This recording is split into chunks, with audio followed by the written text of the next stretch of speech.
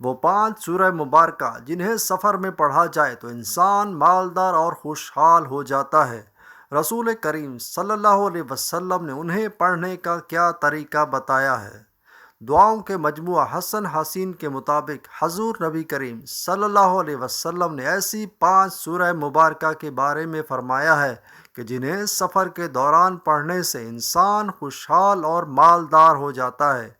حضرت جبیر بن مطعم رضی اللہ تعالیٰ عنہ سے نبی کریم صلی اللہ علیہ وسلم نے فرمایا کہ اے جبیر، کیا تمہیں یہ بات پسند ہے کہ سفر میں نکلو تو اپنے سب ساتھیوں سے بڑھ کر اچھے حال میں رہو اور سب سے زیادہ تمہارے پاس زاد راہ موجود رہے؟ جس پر حضرت جبیر رضی اللہ تعالیٰ عنہ نے عرض کیا کہ میرے ماں باپ آپ صلی اللہ علیہ وسلم پر قربان ہوں، میں ضرور یہ چاہتا ہوں۔ اس پر نبی کریم صلی اللہ علیہ وسلم نے فرمایا تم یہ 5 صورتیں سفر میں پڑھا کرو: سورہ کافرون، سورہ نصر، سورہ اخلاص، سورہ فلق، سورہ ناس۔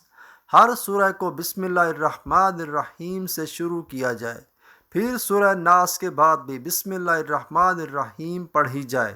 اس طرح 5 صورتیں اور 6 مرتبہ بسم اللہ شریف پڑھنی ہے۔ حضرت جبیر رضی اللہ تعالیٰ عنہ کا بیان ہے کہ میں غنی اور زیادہ مال والا تھا۔ جب سفر میں نکلتا تھا تو اپنے ساتھیوں میں سے سب سے زیادہ بدحال ہو جاتا تھا، لیکن نبی پاک صلی اللہ علیہ وسلم کے بتائے ہوئے طریقے کی وجہ سے میرا زاد راہ سب سے زیادہ رہتا تھا۔